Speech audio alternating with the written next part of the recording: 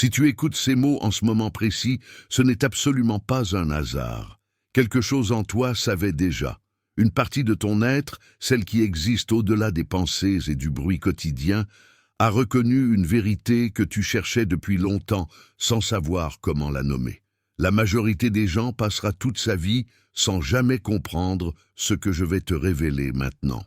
Ils resteront prisonniers de croyances sur l'argent qui ont été programmées en eux depuis l'enfance, des croyances qui bloquent systématiquement le flux naturel de l'abondance vers eux. Ils se lèveront chaque matin et travailleront dur, feront des sacrifices, lutteront pour chaque centime, sans jamais réaliser que ce n'est pas le manque d'argent qui est leur problème. C'est leur système de croyance sur l'argent qui crée artificiellement la rareté dans leur vie. Ils ont des valeurs nobles sur l'argent, des principes moraux, du bon sens financier, et c'est précisément tout cela qui les maintient séparés de l'abondance qu'ils désirent.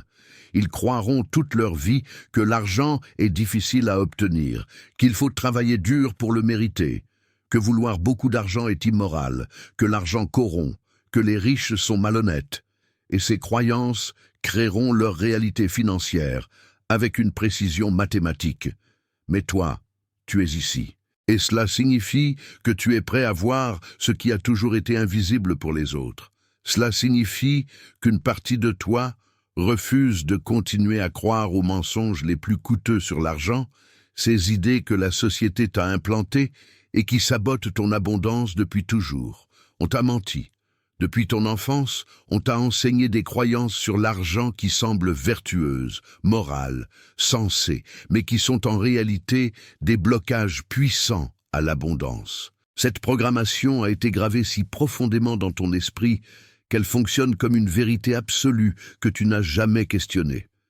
Tes parents te disaient que l'argent ne pousse pas sur les arbres, qu'il faut travailler dur pour gagner sa vie, que l'argent est la racine de tous les maux, que les riches sont égoïstes, que vouloir de l'argent est superficiel. Les institutions religieuses t'enseignaient que la pauvreté est vertueuse, que l'humilité signifie ne pas avoir beaucoup, que l'argent te séparera de Dieu, que tu ne peux pas servir à la fois Dieu et l'argent. La société entière renforce ses croyances avec des dictons comme l'argent ne fait pas le bonheur. Les meilleures choses de la vie sont gratuites. Il est plus facile pour un chameau de passer par le chat d'une aiguille que pour un riche d'entrer au paradis. Regarde tous ces gens autour de toi qui ont intériorisé ces croyances, qui se sentent coupables quand ils veulent plus d'argent, qui jugent ceux qui ont de l'argent, qui croient qu'être une bonne personne signifie ne pas trop se préoccuper d'argent. Et regarde leur réalité financière, une lutte constante, un manque perpétuel, une anxiété chronique autour de l'argent. Ces croyances qui semblent si nobles, si morales, si sensées, sont précisément ce qui bloque le flux naturel de l'abondance. Tesla lui-même l'avait compris. Cet homme brillant qui a transformé le monde savait quelque chose de fondamental sur l'argent que 99% de l'humanité ignore encore aujourd'hui. L'argent est neutre.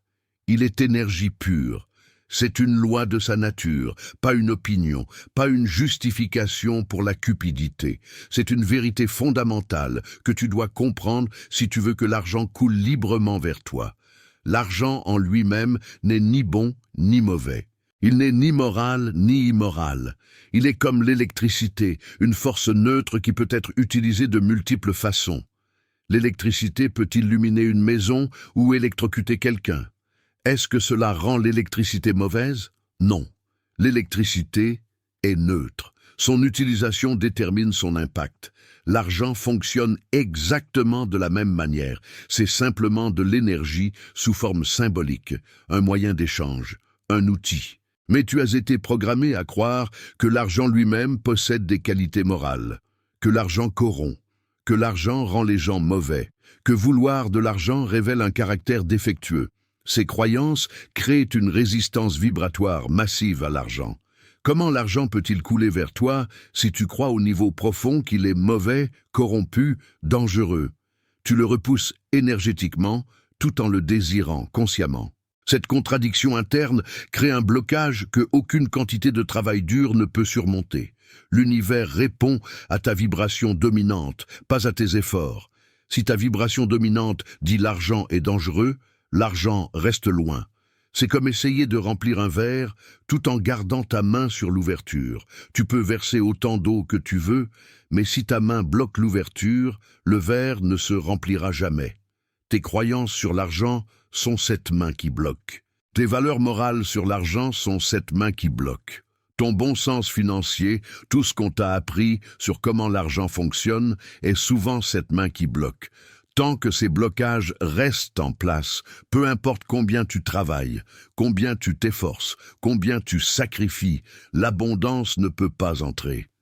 Le premier acte radical que tu dois accomplir est de retirer ta main, de libérer tes croyances limitantes sur l'argent, de reconnaître que toutes ces valeurs nobles que tu as sur l'argent sont peut-être précisément ce qui te garde pauvre. Tesla comprenait que l'argent, comme toute forme d'énergie, coule naturellement quand les canaux sont ouverts et se bloque quand les canaux sont fermés. Tes croyances sont ces canaux. Des croyances ouvertes permettent le flux, des croyances fermées le bloquent. Les plus grands esprits l'ont toujours su. Tesla lui-même ne s'accrochait pas à l'argent avec des valeurs rigides sur comment il devait être gagné ou utilisé. Il permettait à l'argent de circuler librement, comprenant que c'était de l'énergie qui devait bouger. Les personnes véritablement prospères ne sont pas celles qui ont les meilleures valeurs morales sur l'argent. Ce sont celles qui ont libéré leur jugement sur l'argent et qui le traitent comme l'outil neutre qu'il est. Elles ne se sentent pas coupables de vouloir de l'argent. Elles ne jugent pas les autres qui ont de l'argent. Elles ne croient pas que l'argent les rendra mauvaises. Elles comprennent que l'argent amplifie simplement qui tu es déjà. Si tu es généreux pauvre, tu seras généreux riche. Si tu es avare pauvre, tu seras avare riche. L'argent ne change pas ton caractère. Il révèle et amplifie ce qui était déjà là. Les mystiques anciens comprenaient que la résistance à quoi que ce soit crée son absence. Résister à l'argent par des jugements moraux garantit son absence. Les sages enseignaient le détachement, pas le rejet. Le détachement signifie ne pas être esclave de l'argent. Le rejet signifie le repousser par peur ou jugement. Ce sont deux choses complètement différentes. La science de la manifestation montre que tu attires ce à quoi tu vibres. Si tu vibres au jugement de l'argent, tu ne peux pas simultanément l'attirer. C'est vibrationnellement impossible. Quand cette loi agit au niveau de ton esprit libéré, une transformation radicale se produit dans ta relation avec l'argent. Tes pensées sur l'argent ne sont plus teintées de culpabilité, de peur, de jugement.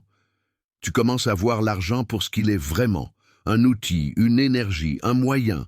Tu ne le diabolises plus, tu ne le sanctifies plus non plus, tu le neutralises. Et dans cette neutralité, tu ouvres les canaux. Tes pensées deviennent « je veux de l'argent » parce que c'est un outil utile, pas parce que je suis cupide.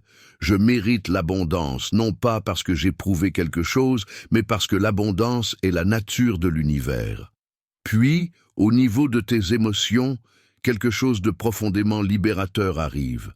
La honte autour de vouloir de l'argent se dissout, la culpabilité d'en avoir disparaît. Le jugement de ceux qui en ont s'évapore. Tu te sens libre, libre de vouloir, libre de recevoir, libre de créer l'abondance, sans les chaînes morales qui te retenaient. Enfin, au niveau de ta réalité physique, l'argent commence à couler d'une manière qui confirmera cette vérité. Les opportunités apparaissent, les sources de revenus se multiplient, l'argent vient de directions inattendues, non pas parce que tu as changé tes actions, mais parce que tu as changé ta vibration. Si l'argent n'a pas coulé librement vers toi jusqu'à maintenant, ce n'est pas parce que tu ne travaillais pas assez dur. Ce n'est pas parce que tu manquais d'opportunités. C'est parce que tes croyances et tes valeurs sur l'argent créaient des blocages vibratoires massifs. Tu avais peut-être des croyances comme l'argent est difficile à obtenir, il faut travailler dur pour gagner de l'argent, les riches exploitent les pauvres. Vouloir beaucoup d'argent est égoïste. L'argent change les gens en mal. Je ne mérite pas beaucoup d'argent. Il y a plus de vertu dans la pauvreté. Chacune de ces croyances est un blocage. Chacune crée une résistance. Et ensemble, elles forment un barrage qui empêche le flux naturel de l'abondance. Un doute profond te disait que peut-être ces valeurs morales existaient pour de bonnes raisons, que peut-être il était dangereux de vouloir trop d'argent, que peut-être tu devais rester humble financièrement. Mais ce doute était juste une autre manifestation de la programmation. La vérité est que ces valeurs ne te protègent de rien. Elles te privent simplement de l'abondance qui est ton droit de naissance naturel. Tesla parlait de libérer les résistances comme de la clé pour permettre le flux de toute forme d'énergie. Il disait que l'électricité coule naturellement quand la résistance est minimale, que l'eau coule naturellement quand les barrages sont retirés. L'argent fonctionne exactement de la même manière. C'est de l'énergie qui veut naturellement circuler, se multiplier, s'expandre. Mais tes croyances créent de la résistance. Tes valeurs morales créent des barrages. Ton bon sens financier, tout ce qu'on t'a appris sur être prudent, économiser, ne pas prendre de risques, peut créer une mentalité de rareté qui bloque l'abondance. Pense à quelqu'un qui a gagné beaucoup d'argent soudainement, peut-être par la loterie ou un héritage. Si cette personne a des croyances profondes que l'argent est mauvais, qu'elle ne le mérite pas, que les riches sont corrompus, que va-t-il se passer? Elle perdra cet argent rapidement. Elle le sabotera inconsciemment. Pourquoi? Parce que ses croyances et sa réalité financière étaient en conflit. Et l'univers ramène toujours ta réalité en alignement avec tes croyances dominantes. C'est une loi aussi fiable que la gravité. Le principe de libération des croyances limitantes sur l'argent fonctionne ainsi. D'abord, tu dois identifier toutes les croyances que tu as sur l'argent. Écris-les. Sois honnête. Quelles sont tes vraies croyances sur l'argent? Sur les riches? Sur toi et l'argent? Ensuite, examine chaque croyance et demande-toi, est-ce que cette croyance m'ouvre à l'abondance ou me ferme à elle? Est-ce que cette croyance crée du flux ou de la résistance? Si elle crée de la résistance, elle doit être libérée, peu importe à quel point elle semble morale ou sensée. Puis, remplace consciemment chaque croyance limitante par une croyance d'abondance. Pas en te mentant, mais en choisissant une perspective plus vraie. Par exemple, remplace l'argent corrompt par l'argent amplifie qui je suis déjà. Remplace je dois travailler dur pour gagner de l'argent par l'argent coule vers moi avec facilité quand je suis aligné. Remplace vouloir beaucoup d'argent est égoïste par vouloir de l'abondance me permet de contribuer davantage. Tu n'as rien à prouver moralement à propos de ton désir d'argent. Cette phrase libère tellement de pression, tellement de honte. Tu n'es pas une mauvaise personne parce que tu veux de l'argent. Tu n'es pas superficiel parce que tu veux l'abondance. Tu n'es pas cupide parce que tu veux la prospérité. Ces jugements sont des programmations sociales conçues pour maintenir les gens dans la conformité et la limitation. Vouloir de l'argent est naturel. C'est l'expression de ton désir d'expansion, de liberté, de capacité de créer et de contribuer. L'argent te donne des options. L'argent te donne du temps. L'argent te permet d'aider les autres à plus grande échelle. Il n'y a absolument rien de mal à vouloir cela. Au contraire, c'est sain. C'est l'expression de ta nature créatrice. L'univers est abondant par nature. Regarde la nature. Elle ne produit pas juste assez. Elle produit en excès magnifique. Un pommier ne fait pas juste assez de pommes. Il en fait des centaines. L'abondance est la norme dans l'univers. La rareté est l'exception créée par les croyances humaines. Chaque fois que tu te surprends à juger quelqu'un pour avoir de l'argent, arrête-toi immédiatement. Reconnais que ce jugement crée une vibration qui repousse l'argent de toi. Quand tu juges les riches, tu dis vibrationnellement « je ne veux pas être comme eux ». Et l'univers répond en ne te donnant pas ce qu'ils ont. Au lieu de juger, observe neutralement. Ou mieux encore, ressens de l'appréciation. Quand tu vois quelqu'un avec de l'argent, pense magnifique. L'abondance est possible. Cette vibration d'appréciation t'ouvre à recevoir la même chose. De même, chaque fois que tu te sens coupable de vouloir de l'argent, reconnais que cette culpabilité est une programmation, pas la vérité. Libère-la consciemment. Permets-toi de vouloir sans honte. Il y a une différence fondamentale entre détachement et rejet. Le détachement signifie ne pas être esclave de l'argent, ne pas laisser l'argent définir ta valeur, ne pas sacrifier ton intégrité pour l'argent. C'est sain, c'est sage. Mais le rejet signifie repousser l'argent par peur ou jugement moral, croire que ne pas avoir d'argent te rend plus spirituel ou plus noble. C'est destructeur.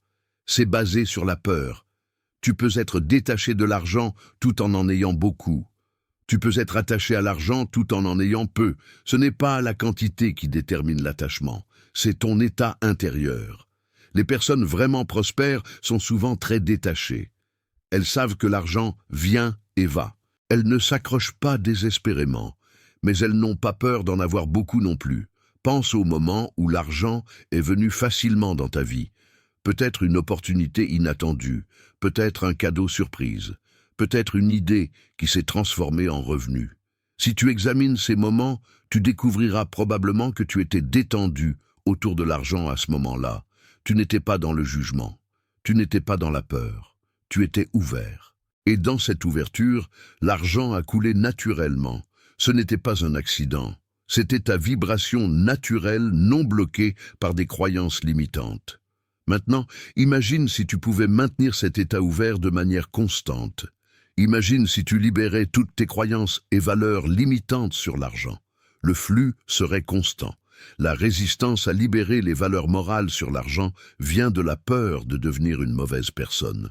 L'esprit se dit, si je ne juge pas l'argent comme potentiellement corrompu, si je permets de vraiment vouloir de l'argent, peut-être que je deviendrai cupide, égoïste, matérialiste. Mais cette peur est infondée. Ton caractère fondamental ne change pas parce que tu changes tes croyances sur l'argent. Si tu es une personne généreuse, compatissante, intègre, tu resteras ainsi avec ou sans argent. En fait, l'argent te permettra d'exprimer ses qualités à plus grande échelle. La vraie corruption vient de l'attachement désespéré et de la peur de manquer, pas de l'abondance elle-même.